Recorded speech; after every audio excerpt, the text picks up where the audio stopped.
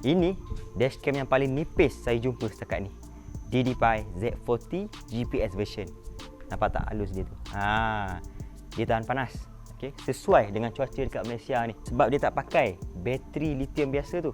Dia pakai super capacitor. Dan dia ada ciri special yang tak ada dekat dashcam lain. Yang tu saya cerita kejap lagi.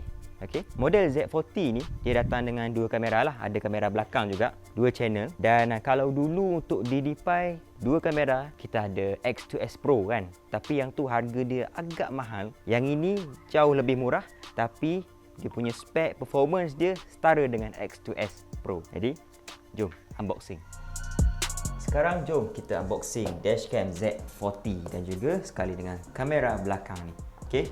Inilah packaging yang saya dapat. Kamera utama, kamera belakang dan juga aksesori tambahan hardwire kit ni. Okay. Dan sekali dibagi dengan memory card lah 32GB. Kita tengok dulu dia punya kamera utama dia ni. Ni dah packaging dia.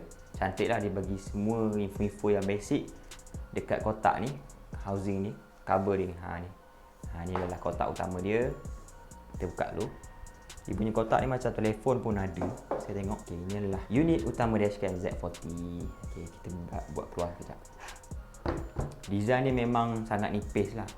Setakat ni saya tengok dashcam yang saya jumpa, inilah dashcam yang ada skrin dengan 2 inci skrin IPS ni yang paling nipis saya jumpa setakat ni. Okay. Dan dia ada untuk slot cocok power semua dekat sini. Yang ini kita boleh letak memory card kat sini. Okay. Kita letak tepi sekejap. Tengok apa lagi yang kita dapat dalam kotak ni. Kemudian dia bagi apa lagi? Dia bagi kat ni. Dia ada bagi ini. Dia bagi stiker tambahan. Kemudian static stiker dan juga buku manual lah. Z40. Yang ni tak ada apa. Yang ni macam safety macam tu je. Okay. Lagi apa yang kita dapat dalam kotak ni, dia bagi bracket untuk kita pasang dengan dashcam ni. Okay. Lepas tu ni dia. Ini adalah sama dengan ni. Wayar ni, wayar untuk kita plug in dengan adapter nanti. Ni adapter dia ni. Dan juga wayar cocok dekat soket. Benda last yang ada adalah ni.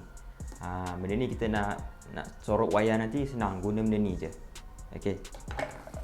Itu apa yang kita dapat pada unit utama. Untuk kamera belakang. Kamera belakang kita buka. Tarik je benda ni. Ini dia. Ini adalah unit kamera belakang. Dia dah built in sekali dengan wayar dia. Okey, wayar ni korang kena connectkan pula dengan wayar yang panjang ni. Untuk kita sambungkan di bahagian depan. Okey.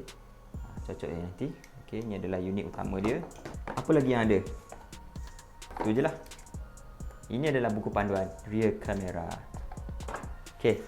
Dan satu lagi adalah hardwire kit, IPS hardwire kit. Dia datang dengan macam-macam wayar dan dia ada bagi sekali dengan manual instruction untuk kita pasang. Tapi kalau tak pandai, pergi hantar kedai. Okey, senang. Okey, itu saja apa yang saya dapat pada kotak ni. Packaging dashcam Z40.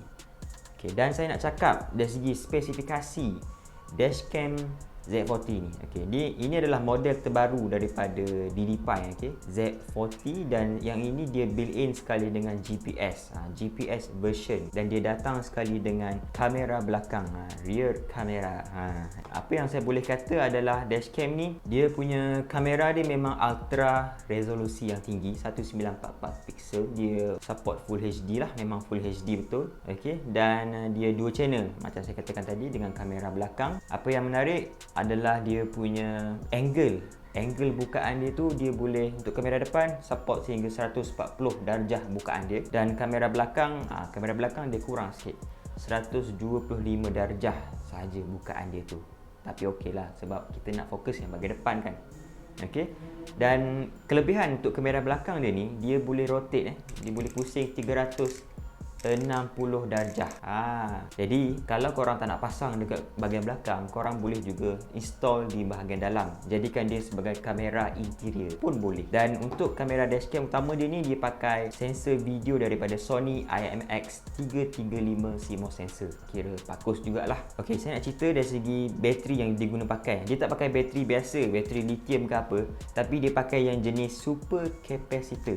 Super capacitor ni memang sangat sesuai lah kalau kita pakai dashcam dekat Malaysia, sebab Malaysia ni cuaca panas. Jadi dia boleh berfungsi lebih tahan lasak daripada bateri lithium biasa. Dia tahan panas dan juga tahan cuaca sejuk yang ekstrim. Okey, dia lebih sikit dari segi durability berbanding dengan bateri lithium biasa. Dan kelebihan pada kapasitor adalah bila kita dah matikan kereta, dashcam dah stop, tapi dia masih lagi boleh rekod 3 atau 4 saat tambahan lepas dashcam dah mati.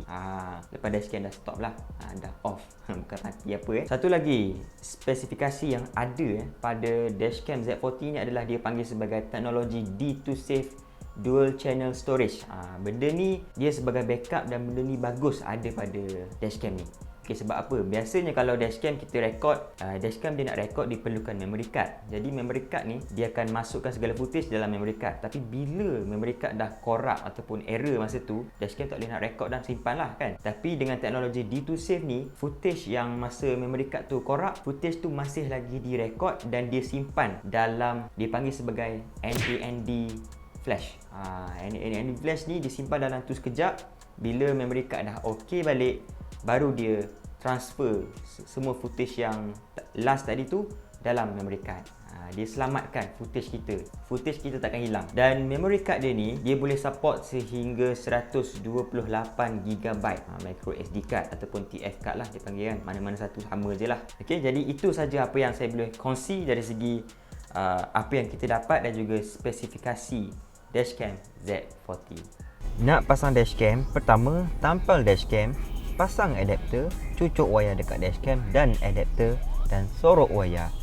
Kamera belakang pun sama, pasang kamera dulu tapi pastikan kedudukannya betul, sebab dia tak boleh nak rotate dalam setting. Baru sambung wayar lebih tu soroklah bagi kemas. Nak lebih detail, tengok video tutorial sebelum ni. Features yang ada pada dashcam Z40 DD5 ni ada contohnya macam built-in GPS Wi-Fi, yang tu boleh detect lah dari segi data kelajuan, masa, lokasi, tarikh semua dia boleh kesan. Dan kemudian dia ada loop recording sistem yang mana dia akan override footage-footage yang lama dengan footage yang baru. Jadi memory card tu walaupun penuh, dia takkan stop record. Okey, kemudian dia ada emergency recording. Dia adanya sistem yang dipanggil sebagai G-sensor yang dia akan aktif bila berlakunya macam pelanggaran ataupun hentakan auto record. Dan direkod dalam 10 saat tu dia akan lock video tu. Lepas tu dia ada 24 hour parking monitor. Benda ni features yang kena pakai dengan optional IPS hardwire kit. Kena beli benda tu hardwire kit tu untuk enablekan function tu. Dalam function tu dia adalah macam fungsi macam time lapse pun ada, kita boleh setting, dan dia ada fungsi voice alert untuk bagi tahu kita in case ada berlakunya kemalangan. Satu lagi adalah dia ada fungsi ataupun feature app control. Yang ni kita boleh install dekat mana-mana Play Store, Google ke, App Store ke, memang ada. Cari je DD5, korang boleh install kat situ dan boleh connectkan dengan telefon ni, dan kita boleh kawal lah daripada situ saja. Kalau kita nak download video pun boleh dekat situ. Dan ini adalah features yang ramai yang saya cerita di awal video tu yang tak ada pada dashcam lain, iaitu SR Effect. Apa benda tu kan? Iaitu Sense Reality Effect. Benda ni memang special pada dashcam DD5, yang mana footage nanti dia bukan dekat dashcam. Kita akan dapat lihat pada apps tu, footage kita tu macam dia punya footage skin tu kan, dia macam kita main video game kereta. Dia boleh detect. Kalau kita bawa kereta, dia boleh detect kelajuan kereta depan kita, laju mana. Dia tunjuk semua data yang ada. Banyak lengkap lah, macam orang kata nampak macam Iron Man pun ada.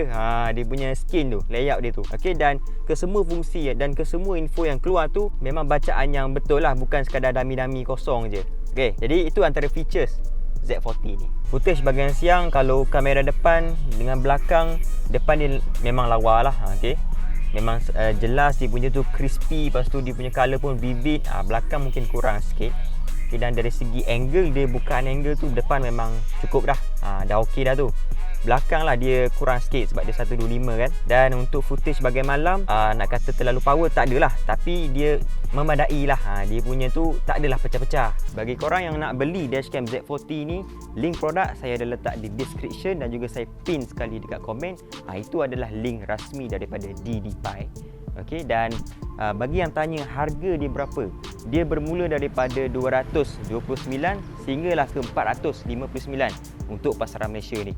Macam yang saya pakai sekarang ni, Z40 dashcam plus dengan kamera belakang dan plus dengan GPS version. Itu harga dia 459. Tapi sales 8 hari bulan 8 ni dah nak dekat. Apa kata korang survey dulu, mana tahu 8 hari bulan 8 ni harga dia drop, kau-kau boleh beli nanti. Okey. Jadi itu saja daripada saya, Zakid Mohimin. Bye bye. Terima kasih ya tengok sampai habis. Beres.